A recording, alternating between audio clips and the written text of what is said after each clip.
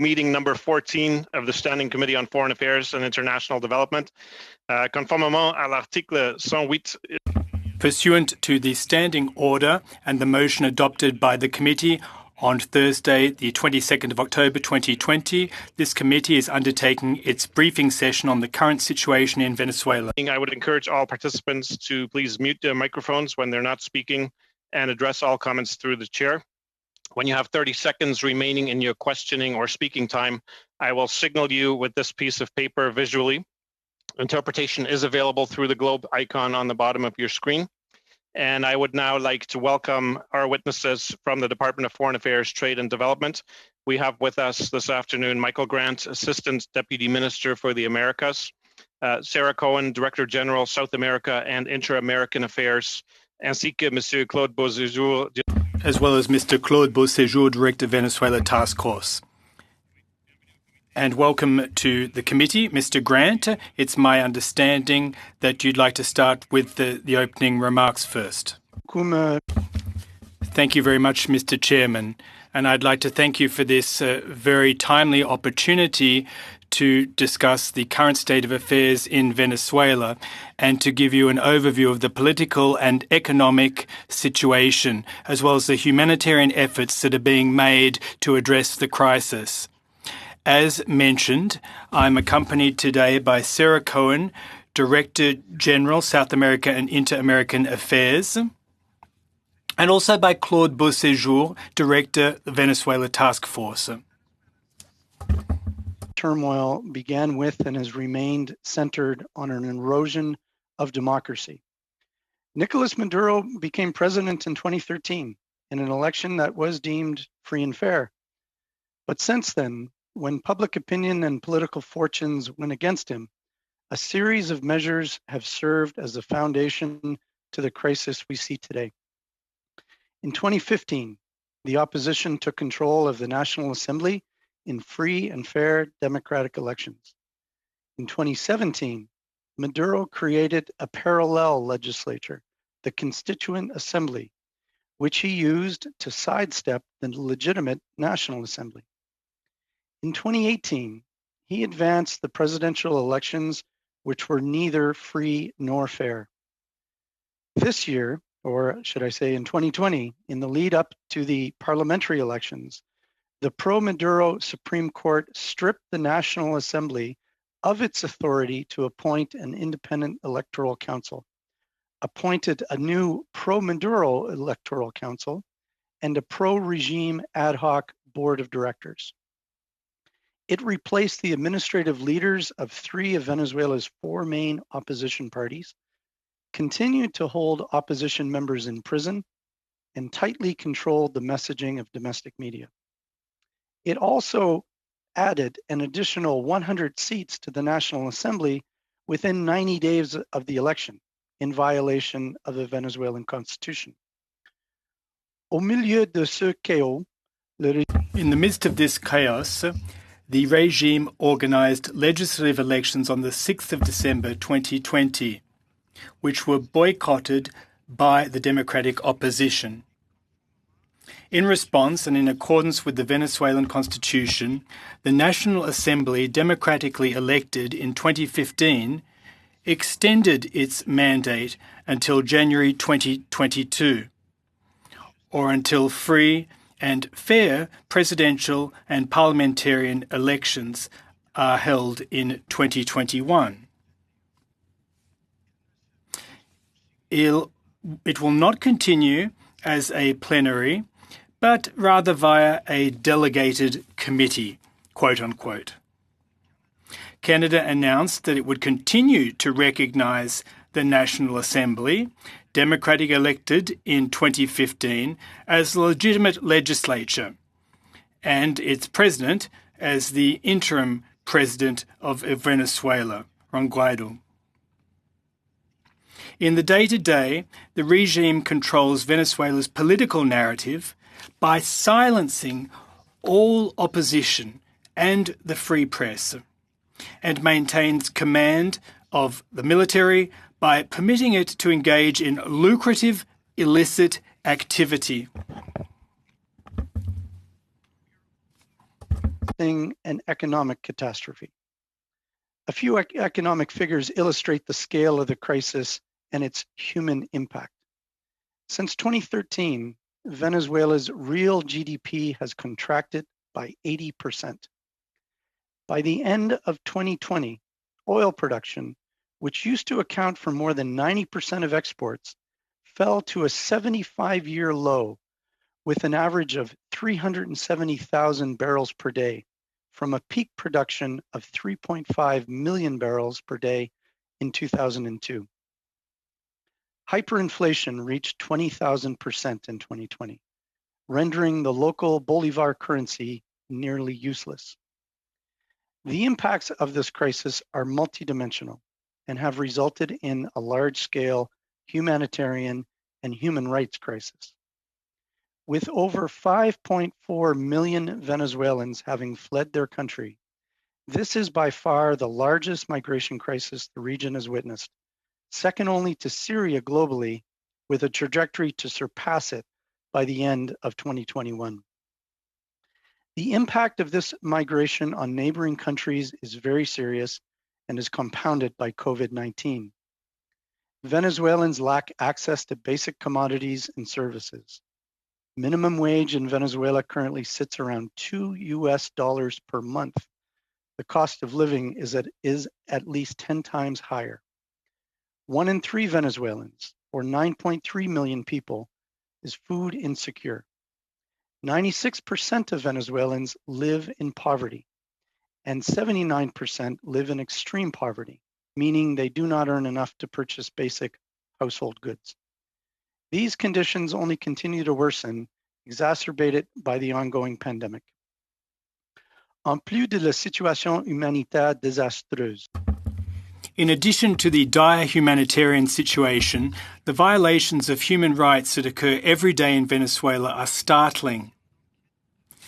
The UN fact-finding mission on Venezuela published its report in September 2020, confirming that the Maduro regime has systematically committed crimes against humanity since at least 2014.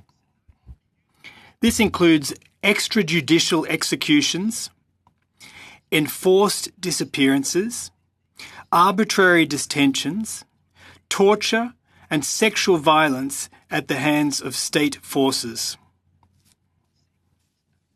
This is consistent with the OAS's May 2018 report, that's the Organization of American States, which was co-authored by Canada's former Justice Minister, Irwin Cutler. The findings of that report served as the basis for referral to the International Criminal Court by Canada and 5 other Lima Group members in September 2018. The bottom line of the fact-finding mission report is that this crisis urgently needs to be addressed and that a transition to democracy in Venezuela must be the foundation for that to occur. The Lima Group members were instrumental in securing the extension of the mandate of the fact-finding mission for another 2 years until October 2022. These human rights violations have continued in recent months, as demonstrated by the regime's recent crackdowns on civil society organisations and independent media. This is a foreign policy priority for Canada. In 2017, Canada played a leading role in creating the Lima Group, the regional grouping that aims to restore democracy in Venezuela. Canada is seen as a valued convener to bridge the positions and actions of key actors, including the European Union or the EU-led International Contact Group, the United States, Lima Group members, as well as others. Mr. Grant, I'm sorry, if we can ask you just to wind up briefly so we can go to questions from members. Very good. In recent years, we have seen many initiatives on Venezuela, which sometimes has made it challenging for the international community. Going forward, one of Canada's objectives is to ensure cohesion in the international community and continue to work together. We also have instituted a number of pressures against the regime, including sanctions on individuals, and we are beginning to work quite closely with the European or with the United Kingdom on the issue of illegal gold. Mr. Grant, thank you. Let's leave it there, and in the interest of time, just to make sure that everybody gets their chance to get questions in, we will go to our first round of questions, which consists of 6 minutes each, and the first set of questions goes to Mr. Chung for 6 minutes, please. Thank you, Mr. Chair. Thank you, Mr. Grant. I'd like to focus first on Mr. Juan Guaido. As you know, to this point, many different countries around the world recognized him as interim president. The European Union, I understand, no longer will recognize him as interim president. However, the Biden administration reportedly will recognize him as interim president. What is the government of Canada's position on his status? Thank you very much for the question. First, it's important to go back in time just a little bit to the end of the legitimate term of Nicolas Maduro. As I mentioned, he was legitimately elected in 2013, and his term ended at the end of 2018, in January of 2019. The elections that he had advanced and held in 2018 were seen by the democratic forces in Venezuela and the international community as not being free and fair. And therefore, when his legitimate term ended, the Venezuelan constitution dictated that the interim president should be the president or the speaker of the National Assembly. That was Juan Guaido, and that began in 2019. If we go forward to December of last year, illegitimate National Assembly elections were held by the Maduro regime, not recognized by Canada and the majority of the international community. And following that event, the legitimate National Assembly, led by Juan Guaido, passed a resolution saying that their mandate, because there had not been legitimate elections, their mandate would continue. And they have taken the form of what's called a delegated committee. And Juan Guaido continues as the interim president. It is our view that Juan Guaido is the legitimate interim president of Venezuela, okay, and Canada has recognized him as such. Thank you. The second question I have is, we have a new U.S. administration. How is American policy going to change with respect to Venezuela? What do you know about what's going on? Thank you. Yeah, it's early days. I think myself and others, we watched with interest the confirmation hearing of Secretary of State Anthony Blinken, and he did reference in there, and there have been some references of administration officials since, indicating clearly that the United States will continue to recognize Juan Guaido as the interim president. I think moving forward, it is essential that the international community, especially those like-minded with Canada, and the United States is definitely in that category, that we work together to try and inject some new momentum. I think it's early days from the United States. I think they're going to want to hear from their allies, and the message from Canada will be that we are prepared to do even more, working with them and working with others. And from that's as much as we have at this point from the U.S. administration. Okay. Two quick questions. One relates to the Juan Guaido again, Mr. Guaido, and the second is different. The first question is, how long do you think Canada can continue to recognize Mr. Guaido as the interim president without having a legitimate election for the National Assembly? Are we talking years, 5 years, 10 years? I don't need an exact time frame, but what's your sense of how much longer that can continue? And then I have a quick follow-up question. It's a very good question. And the way I would answer is to say that we have taken very good note in following the Venezuelan Constitution, as has the legitimate National Assembly. The motion that they passed extended their mandate for 1 year. So until early January of 2022. 2022. Okay. And so from our perspective, we recognize his authority based on that until that time frame. Last question's broader. As a broader question. Some people suggested that the reason why Maduro continues to cling to power is because he's got no other option, and that there has to be an out for him in order to get him out of power and to have a new head of government put in place. What do you see as the path forward for him in order to, if that assumption is correct? I think it's important to preface this with a firm policy of Canada, and that is the resolution to the crisis in Venezuela is for Venezuelans to determine. Yeah. Yes, we have opinions, and we believe it should be done peacefully. We oppose any talk of the use of military force, and so. I'm sorry, Mr. Chong, I missed the essence of your question. If you could repeat it very quickly. Well, some people are saying that there has to be a clear path for him out of power in order for us, in order for Venezuelans to arrive at a new head of government. Yeah. And until there's a path laid out, he's going to cling to power to the last second. I don't dispute that assertion. He has certainly indicated that he has no intention of leaving. And I come back to it's up to Venezuelans to determine the way forward.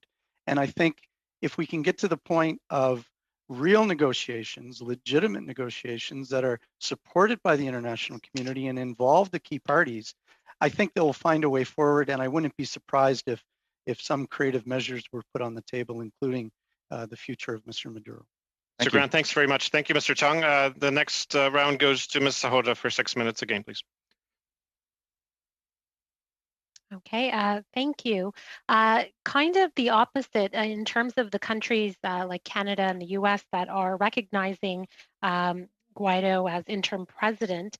The countries that have been known to support the Maduro government have been China, Russia, and Cuba.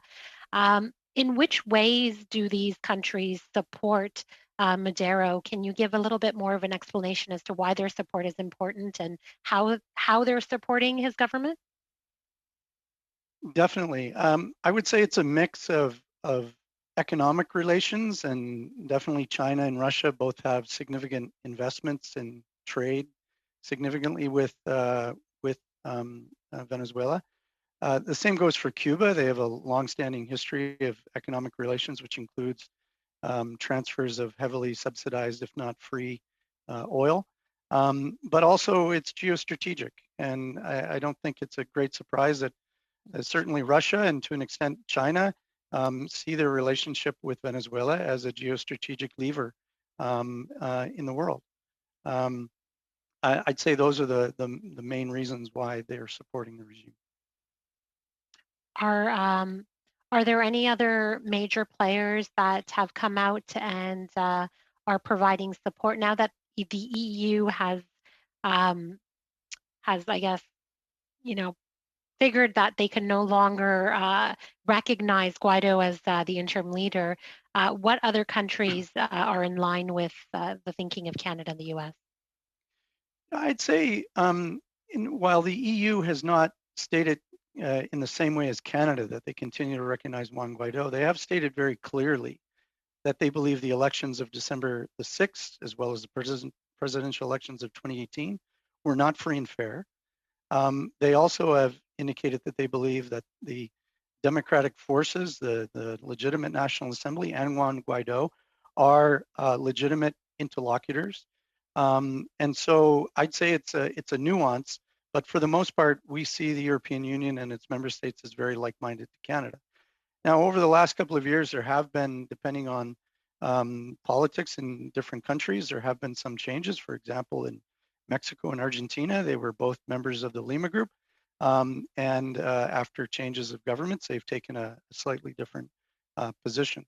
Now, I think what position is that? Well, Mexico decided to depart from the Lima Group as it reverted back to a more traditional foreign policy of Mexico of non-interference, and they have taken that decision. Argentina has, prior to these recent events, made it clear that they did not recognize Juan Guaido as the interim president. Both of these countries are two examples of countries that have an important voice, an important role to play. And as we move forward, we think it's essential that we're engaging with them as much as we're engaging with the countries that see it completely the same as Canada. We're only going to move forward if we can have appropriate dialogue with all of the players, and that includes even the supporters of Maduro, such as China and Russia. Coming to the issue of sanctions, Canada is imposing 113 different sanctions on Venezuelans implicated in these human rights violations. But the Americans have other economic sanctions that they're imposing. So why has Canada made this decision? Why or why not is it better to link sanctions to individuals rather than the economy? Mm-hmm. Well, I'm not an overall sanctions expert, but I know enough that our sanctions regimes that we have in Canada and the US are quite different. From a Canadian perspective, we base our decisions on information that we have acquired that's in the public domain. A lot of them come from reports such as what was presented in the UN fact-finding mission or the OAS report that I referenced. And these are targeted against individuals who have it's been clear that they have done wrongdoing. As well, at the same time, we are targeting specifically these individuals, and our sanctions do not have an overarching impact, say, on the Venezuelan economy. And so that is a significant difference between us and the United States. With an economy with the GDP shrinking at the rate that you mentioned earlier, what kind of additional impact would sanctions that the U.S. is imposing have towards the people of Venezuela? Well, I think one thing, and again, it's the U.S. sanctions, so I'm not sure if I'm the expert to answer it, but certainly some of the sanctions that they've imposed have attempted to restrict the Maduro regime's ability to export, including petroleum products.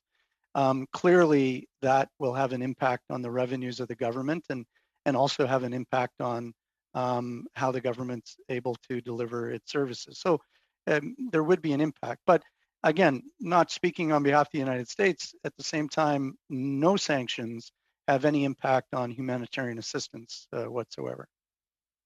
Okay, I guess that's all the time we have. Thank you so much. So thank you, Mr. Grant. La prochaine série de questions sera posée. The next series of questions will be asked by Mr. Bergeron for 6 minutes, please. Yes, good afternoon, and thank you very much, Mr. Chairman. Thanks to our witnesses for being here today and for shedding light on the situation in Venezuela. Indeed, this is an extremely complex situation,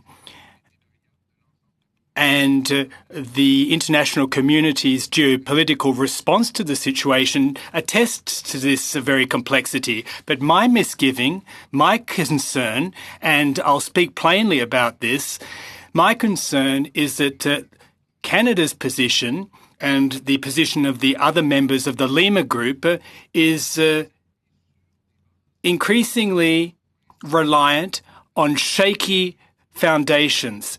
Let me explain myself.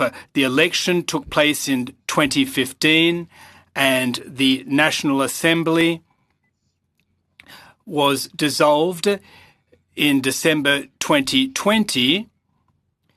So I'm wondering how it is that we are continuing to support a leader that is no longer democratically legitimate, that is, to carry out his term in office, on the one hand. And on the other hand, we've noticed that Mr. Guaido's support among Venezuelans is dropping, indeed. but major international bodies such as the European Union are starting to take a bit of a step back. So my question is, isn't Canada just propping up an empty figurehead? And to tack on to Mr. Chong's question, how much longer are we going to stand by and allow this to go on? Thank you very much for the question.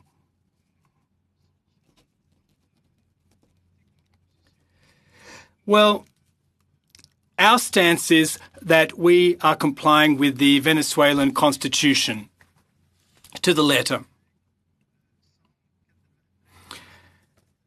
Regulation 113 and 12, which states that the National Assembly can in fact create a delegate committee, and that is precisely what they did at the end of the day.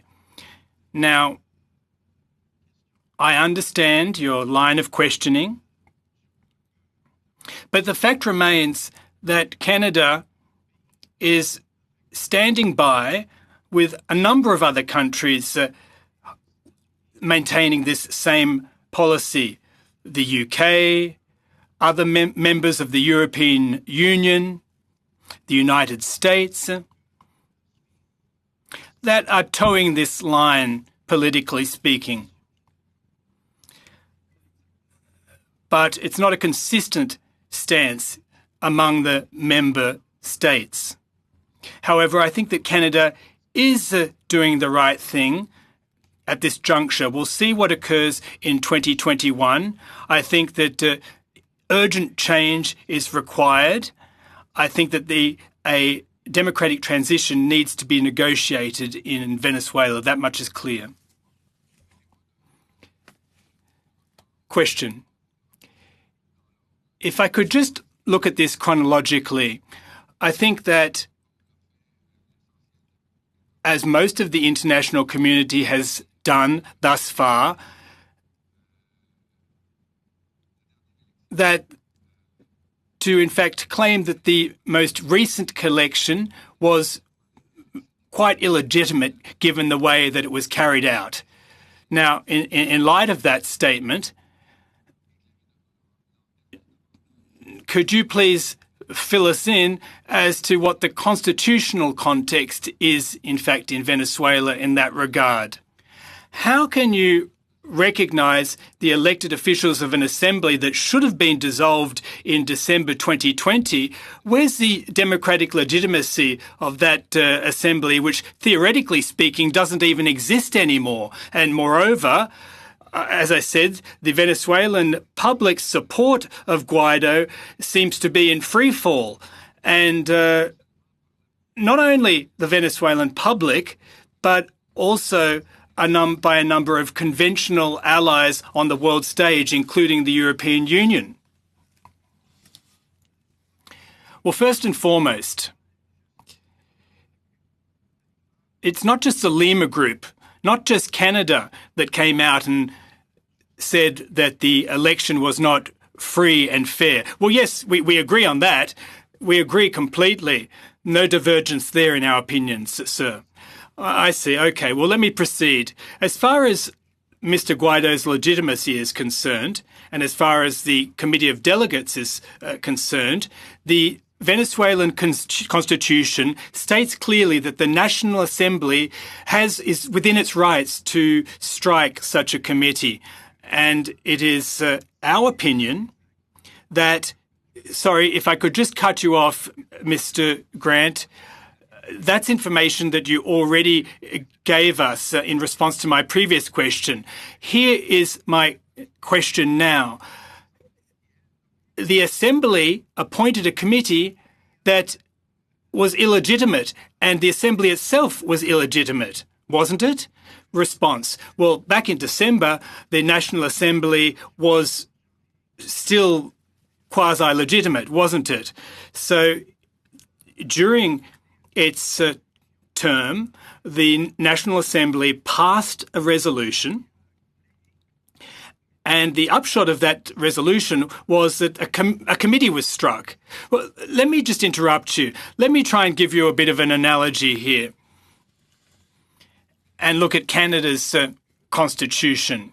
Now, let's say that this minority government went right up to the gate in terms of the constitutional deadline and decided to strike a parliamentary committee who's... Mr. Verjean, I'm sorry to interrupt you, but unfortunately you've run out of time, sir. You've run out of time. I'm sure you'll have an opportunity to ask your question in the second round. Series of questions goes to Mr. Harris for 6 minutes, please. I think you said me, Chair, but I didn't hear you say that. So I will presume that I'm on now, and I will proceed to ask Mr. Grant some questions. And I do want to follow up on some of the questions that were asked by Mr. Chung and Mr. Bergeron, because I think the consensus seems to be that the position of Mr. Guido is being steadily eroded. Apparently has not a lot of support for his boycott of the 2020 elections, even in making the decision to do so. And we have just heard that a quasi-legitimate, I think was the expression Mr. Grant used, setting up of a committee, which doesn't seem to me to be a government, and support for Mr. Guido popularly in Venezuela is in somewhere in the 20% range, 20 to 25%, which doesn't give much confidence to me and to many people. It seems to be more popular around the world by international governments than with the Venezuelan people. So why is Canada persisting in holding him out as the legitimate leader of a country when at the same time saying it's up to the Venezuelan people to decide their future? How do you square that circle? Thank you for the question. A couple of points. First, on the elections itself, the elections were boycotted by virtually all opposition parties. Not all, sir. No, not all. I was going to add that, but all of the major... And those who didn't were critical of Guido for doing so. All of the major political parties, opposition parties, did boycott the election. Certainly those that have been forming the coalition with Mr. Guaido and others over the past year. In terms of his legitimacy, first, I think it's important to state that the legitimacy is not because of the individual, it's the position that he holds. So in 2019, he was the Speaker, the President of the National Assembly, and the Venezuelan Constitution said clearly that if there is no legitimate president, then the interim presidency. That's how we got to where we are. But that term of office expired, and now we've got some internet committee set up of delegates only decided by the opposition that no one else participated in, and claiming to be a legitimate government. It seems to me that this is a situation which is not going to lead. I mean, if we want to lead to a situation where the Venezuelan people have a say in the future, having the international community or parts of it propping up one side, meanwhile ignoring the humanitarian crisis within Venezuela and for those who've left, it seems to me that this is not a pathway to a negotiated solution. So I think it's time perhaps that Canada and other countries started finding other ways to assist the situation in Venezuela. And let me give one example. You talked about how the economic conditions in Venezuela, and the humanitarian crisis, but you didn't mention the effect on that humanitarian crisis by the sanctions, not the Canadian ones, because the Canadian ones are aimed at individuals, quite legitimately, by the way. I have no quarrel with that, and the International Criminal Court is pursuing and should continue to pursue the humanitarian the criminal acts that they have under view. But I think the strategy of what Mr. Trump called maximum pressure on the Venezuelans by oil embargo and other economic sanctions has exacerbated and affected, as has been said by the Washington Office on Latin America, affecting the most vulnerable Venezuelans. The foreign currency exchange revenues have dropped, of course. The oil production has dropped because you don't have any customers. And this is not achieving the results that the United States had hoped. So perhaps another strategy is in order. Thank you very much, Mr. Harris, for the question. I would agree with you that the last few years, the international community has failed. We have put a lot of effort into this, and the situation in Venezuela has gotten worse, and we are no closer to a political solution. So I think we have to be honest about that. Just on the legitimacy issue, I think from a Canadian perspective, we believe the way out of this crisis is a negotiated solution by all of the parties, which leads to a full return of democracy. The conditions for democratic elections in Venezuela don't exist, and they were proven in December. And so when that happened, the legitimate National Assembly decided to take action. And they decided, basing on the Venezuelan Constitution, to extend their mandate for 1 year, to create this committee. And in Canada's view, we believe that they followed the Constitution, and we continue to support that. Is this a sustainable situation? Absolutely not. We need to get back to finding a solution. On the issue of the humanitarian and the economic situation, I think we have to recall what is the genesis of Venezuela's decline. Well, the genesis, we understand the genesis of the decline, but it's been exacerbated by the sanctions at the expense of the most vulnerable people in Venezuela. Now, isn't there some opportunity here to provide and encourage with withdrawal of some of these sanctions, allow the Venezuelans to have access to their money in foreign banks, and on the condition that it be used to alleviate the humanitarian crisis? There seems to me to be ways that Canada can help. Canada's given $55 million only, and I say only because there's all sorts of evidence that other countries and other crises have been dealt with much more generously by Canada and other nations than the Venezuelan people who are suffering. And so it seems to me that we're withholding, or the countries are withholding humanitarian aid, punishing the most vulnerable for the acts of the government. And somehow that seems to be very wrong, and I don't think Canadians support that notion. Mr. Harris, I'm sorry, we'll have to leave it there. You passed your time, but you have a chance to go back in the next round.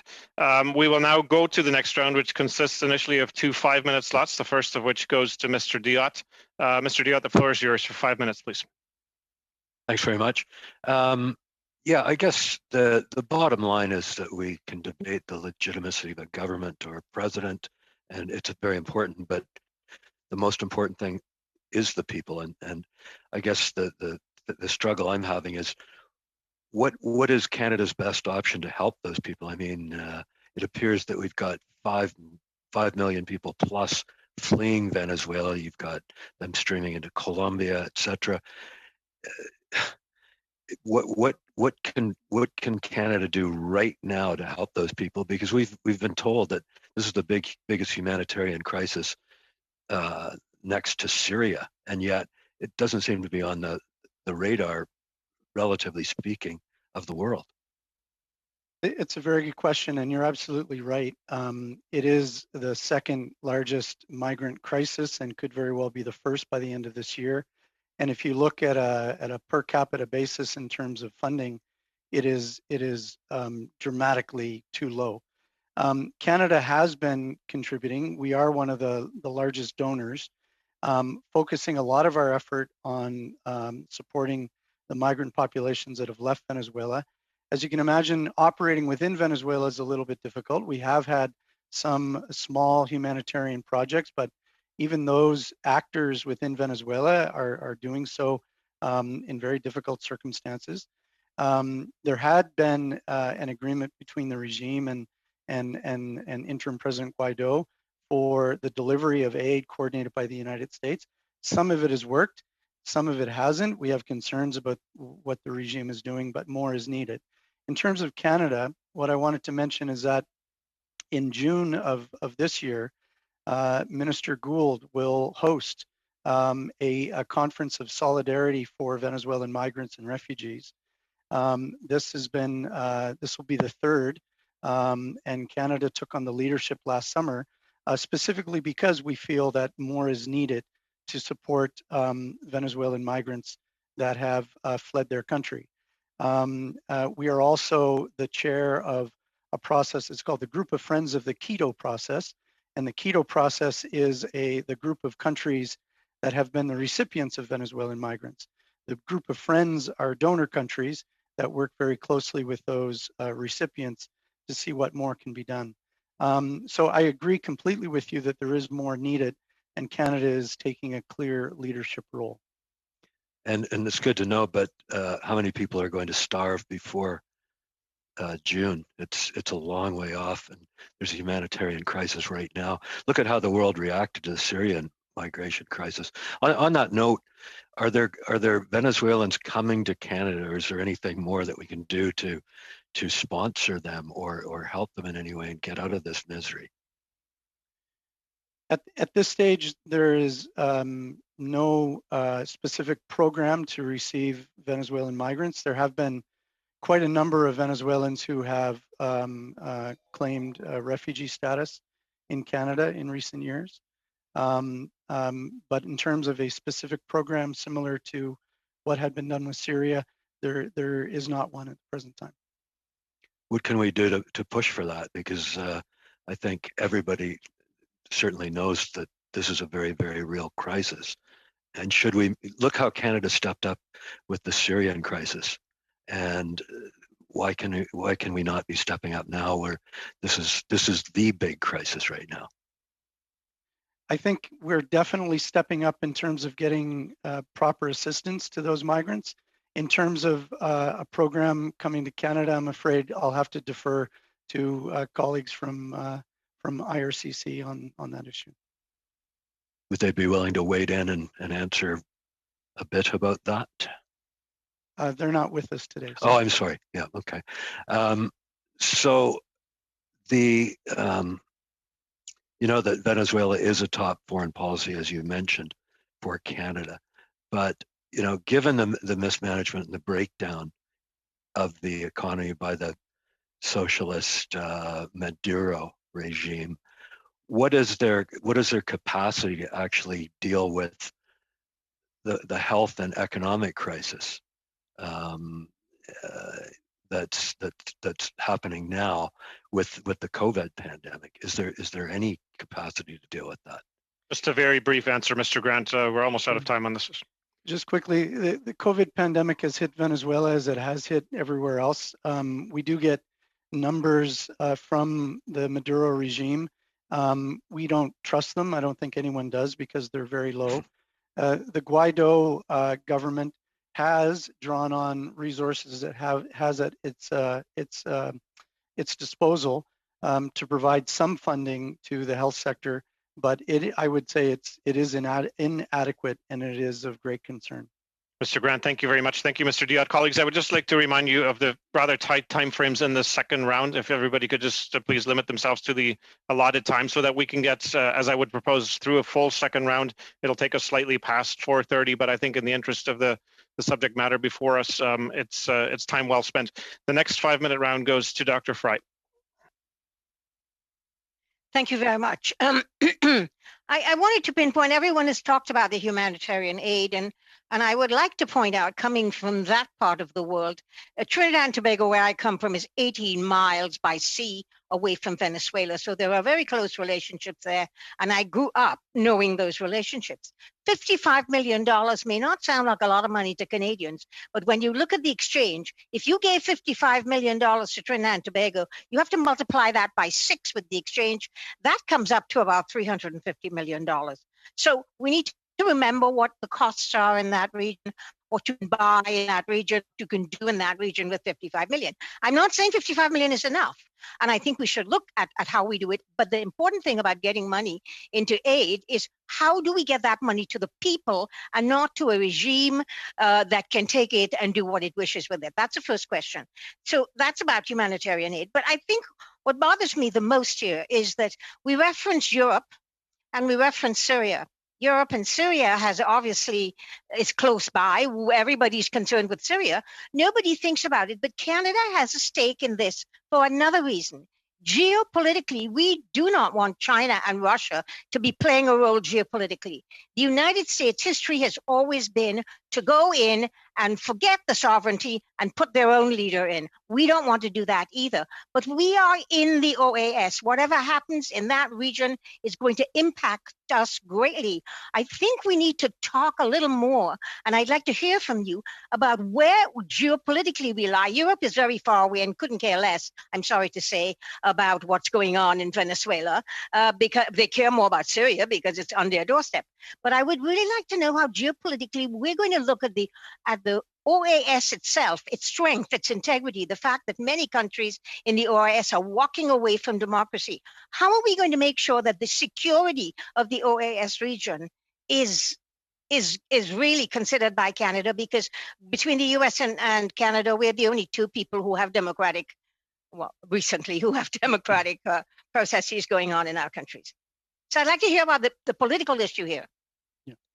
Thank you very much for the question. I agree with you completely, the geopolitical importance of Venezuela.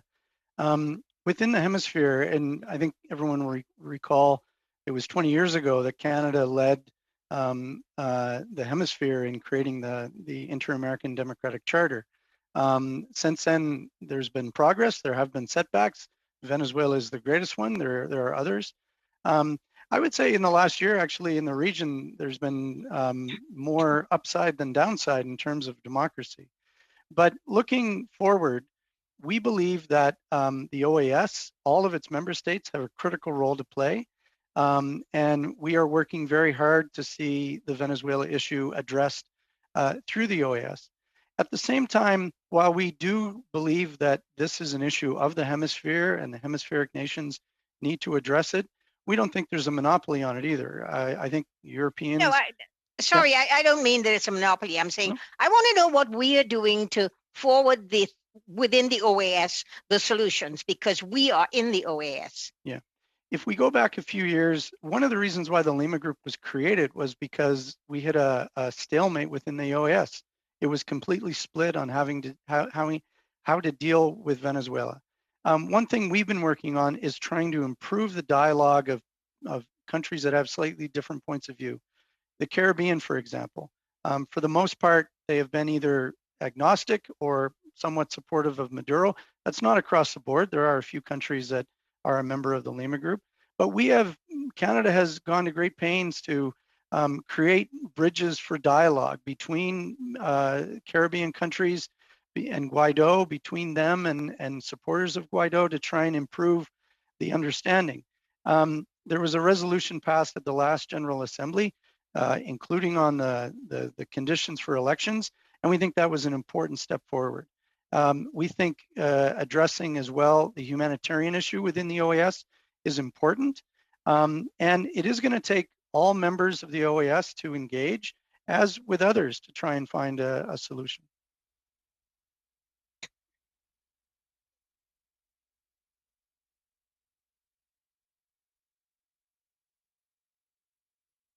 Dr. Fry, we've got about 20 seconds. Oh, I thought you'd shut me down there with that sort of thing. But okay, I just wanted to say that I think if we see and look at the history of the Caribbean and American and Latin American states, that in fact we saw Cuba in the 50s. We saw what had happened with Chile, with with all of those regimes that are all corrupt and have all been, and Russia and China want to get back in there because they support that kind of regime. And my real concern is to say we're talking may or may not be enough. What are we doing to really move the agenda forward? I'd like to know that. You can't answer it, but I need to know that. It's really important. Dr. Fry, the question's on the record. We're out of time. Maybe there's a chance to go back in a subsequent round through the Liberal Party, but we have to go next to Monsieur Bergeron pour une allocation très étroite de 2 minutes et A very 2.5-minute question, please, Mr. Bergeron. Thank you very much, Mr. Chair. I'll be very quick. I'll pick up where I left off earlier. Now, let's say that Canada, at the end of its current democratic term in office, that the House of Commons, that Parliament decides to strike a committee whose existence was extended beyond the dissolution or the slated dissolution of Canada's parliament. Now, on the world stage, wouldn't it be perceived as a committee whose legitimacy would be called into question, given, or would it be legitimate given? I don't know, but given that the body, the Parliament, was dissolved, wouldn't it be illegitimate at that point? Thank you for the question. Let me just comment on the situation on the ground in Venezuela. Under the Venezuelan constitution, a delegate committee can be struck in the case of a vacuum or a void. It's also clear that the Maduro National Assembly, elected on the 6th of December 2020, is indeed illegitimate. Now, what would have created a vacuum had the National Assembly of 2015 failed to strike its delegate committee? And that is the interpretation of the Venezuelan constitution that we accept. Question. Thank you very much for that clarification. It gives me a better sense of the overall state of affairs and clarifies your earlier responses. Thank you. Thank you, Mr. Chairman. Well, you have 45 seconds left, Mr. Bergeron, if you have a quick question you'd like to ask. Well, I think that would do a disservice to the witnesses, so I think I'll hand over the floor to the next colleague. Thank you very much, Mr. Bergeron. Harris, again for 2.5 minutes. Once again, I didn't hear you, sir, but I think you're talking to me, and I will use my 2.5 minutes, first of all, by returning to the concerns that were raised by the OAS in relation to the humanitarian crisis, and the fact that they complained that while there was $50 or $20 billion given to support the crisis in Syria, the amount of money raised to support the humanitarian crisis with respect to Venezuela was in the range of $200 million, which seems to be a huge difference. Is there an explanation for that other than the fact that that was the situation? I don't want to dispute your numbers with numbers that I can't confirm, but I think, and I also want to agree with you that the amount of money raised to address the Venezuelan crisis is awfully low and needs to change, and that's exactly why Canada is taking the efforts that it is. But I think it has been more than 200 million. Canada alone has contributed $87 million.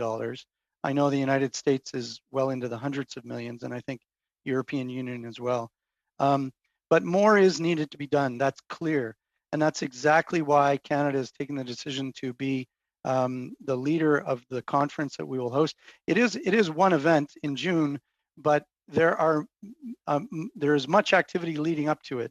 Let me correct my figures, sir. It was this is March of 2019. The statement of the Secretary General of the OAS talked about the international community support of $200 million compared with the Syrian crisis with more than $30 billion. So that is a remarkable difference in the amount of support there. And my colleague has asked about, one of my colleagues asked about the coronavirus crisis.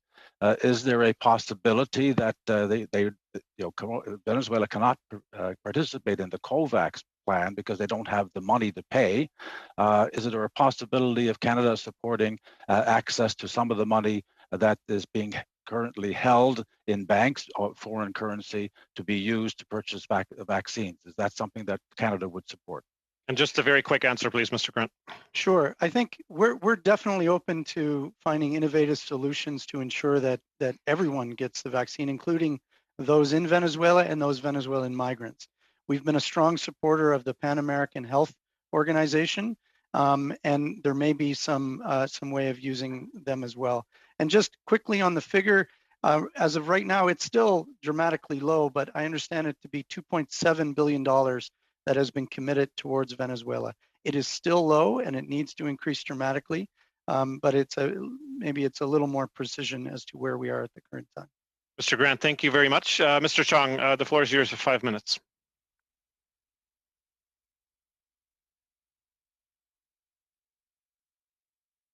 Mr. Chong? Madam Clerk, can we see if he's connected? I see him on the screen. I don't know if he's Hearing me there? Yes. Okay, Mr. Chong, please, for 5 minutes. Yeah, I'm gonna pass the floor along to Mr. Diot if he wants to follow up with his questions on the humanitarian crisis. Perfect. Thank you. Mr. Sure. Harris and Mr. Bergeron have explored the whole issue of the status of the interim president. Sure, I'll be glad to take over. The getting to the COVID crisis, do you have much on that? So you've explained that they're not in any kind of situation where because there's such a breakdown in society, there's very little that can be done. But can you describe at least the numbers we're being given? Do we have any idea how serious that part of the crisis is in Venezuela? It's a really good question, and unfortunately, I don't think I or many people can give any precision in terms of the exact impact. But the numbers that they put out are dramatically low. I think they've stated somewhere north of 1,000 people have passed away, which is a tragedy unto itself. But I think most people in the international health community would see that as much higher. In terms of moving forward, looking at mechanisms like PAHO and others is one. The Maduro regime is engaging on this as well. I think it's important to recognize that. They have a commitment for many millions of doses from Russia, from the Russian vaccine. And I think we all hope that that is successful. I think it is going to fall short of what's needed. And like on many other issues, the international community is going to need to step up, and we will definitely look at the options that we have to do so. The just getting back to we talked about some of the people fleeing Venezuela and so forth, but obviously they're probably Canadian citizens there. Do we have any kind of an idea of how many Canadians are currently in Venezuela? Because I understand there basically there are no diplomats left in the country, or am I wrong in that? No, you are correct. We did have to close our embassy. We do have some local staff that are housed in the British Embassy, mainly on consular issues. I can't say how many Canadian citizens reside in Venezuela. They would most likely be almost exclusively dual citizens. And as you know, we don't keep such statistics. We do rely on Canadians registering in our ROCA system of residents abroad. Those numbers are virtually zero. There were some Canadians who were in Venezuela this time last year and needed to be evacuated. And as far as we know, all that wanted to depart have departed. But in terms of Canadians still residing, we would not have those numbers. And just getting back to sanctions and so forth, could you just explain exactly what we've done and what our sanctions entail? And is there a plan by Canada to expand sanctions, or is there even talk of it? Maybe just touch on that again. Yeah, in terms of our sanctions, they target individuals. They put restrictions on those individuals' ability to do business in Canada, to do banking in Canada, to travel to Canada. In terms of going forward, it's something that we are constantly looking at. I would say the three most active entities on sanctions, ourselves, the United States, and the European Union. Now that the UK is out of the European Union, I put them in that category as well. We have very close communication, and whenever additional sanctions come from one of them, we look at it closely to see the reasoning why and to determine, do we need to take action? But at the same time, we are constantly monitoring the situation in Venezuela. And as I mentioned, reports such as the UN fact-finding mission on the human rights situation is one great example where we will look at it and determine, do we need to add more? So it's not something that we talk about publicly in terms of, who are we looking at, so to speak, but I can tell you that this is something that is ongoing, and we'll be looking at whether we increase the number of sanctions in the weeks and months to come. Very quick question. Their oil industry has been quite devastated, but is there any oil coming from Venezuela to Canada? No, there is not. About a year ago, we looked into this and we determined that the last shipment of oil to Canada, we think it was in 2014 or 2015, it was maybe 1,000 or 2 barrels of oil. It wasn't much. And since then, we have no record of any oil coming from Venezuela. Thank you. Thank you, Mr. Diaz. Thank you, Mr. Grant. Our final round of questions goes to Mr. Fonseca for 5 minutes, please. Thank you, Mr. Chair, and thank you very much, Mr. Grant, for the questions that you've asked. I believe, Mr. Chair, that I'll be the last questioner. And as a wrap up, Mr. Grant, I also want to give you the opportunity to put on the table anything that we may have missed, any important questions that need to be answered. I'd like you to be able to inform the committee on those. Mr. Grant, during a committee meeting in February 27, 2019, you stated, "We have some experience with local NGOs, but the necessary conditions aren't in place to facilitate the use of this funding." That's a quote from you. In reference to, at the time, I think you said around 55 million, which we've spoken to.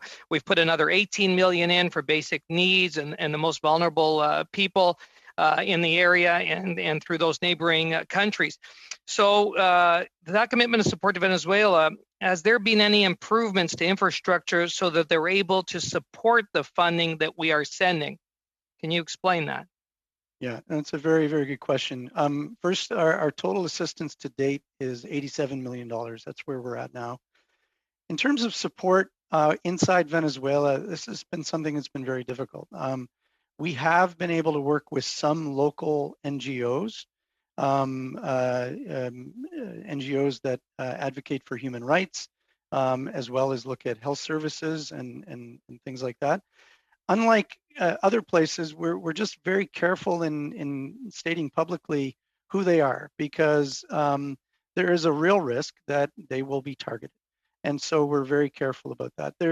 In the humanitarian space, we have also worked with others, some of the more well-known international humanitarian organizations. And even with them, they have requested that we not speak publicly about the work that they're doing that allows them to carry on their work.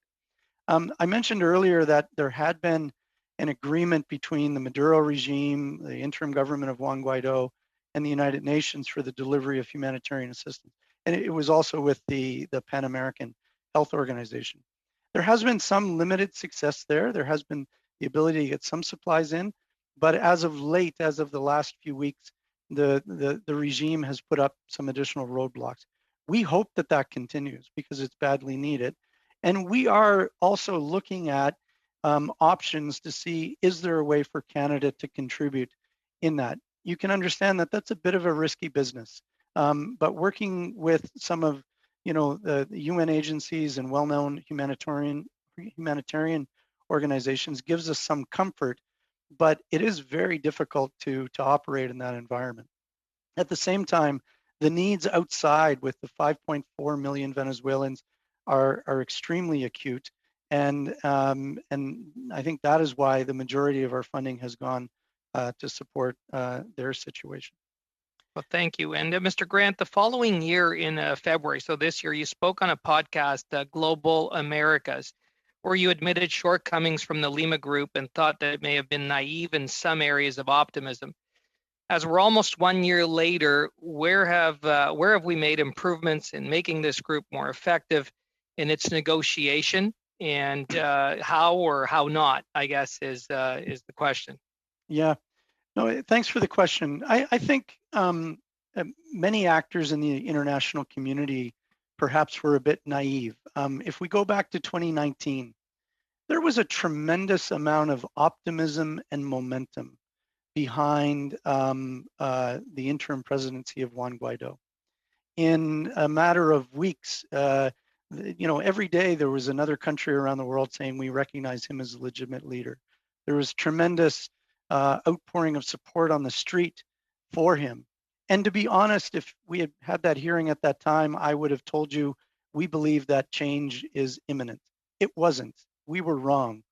And I think unfortunately, we're in good company of being wrong. This is a very difficult situation. And I think Canada, it sounds a bit rhetorical and perhaps naive, but we do believe in a negotiated solution to this, as difficult as it may be. It's the only way we're going to get out of this crisis, is it for Venezuelans themselves to agree on a way forward. The alternatives are worse. And there had been over the last few years occasionally some actors who would hint at military intervention and the like. Canada opposed that, and we continue to oppose it. So while the situation is bad, very bad, it could get worse through military intervention. That is why we need a peaceful, negotiated solution to get back to democracy in Venezuela.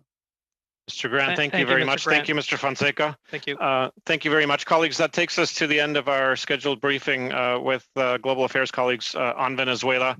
I would like to thank them on our collective behalf. Mr. Grant, Ms. Cohen, Monsieur Beauséjour, merci beaucoup de votre témoignage. Thank you very much for your testimony. We will suspend to reconvene in a few moments in camera for some committee business. Thank you.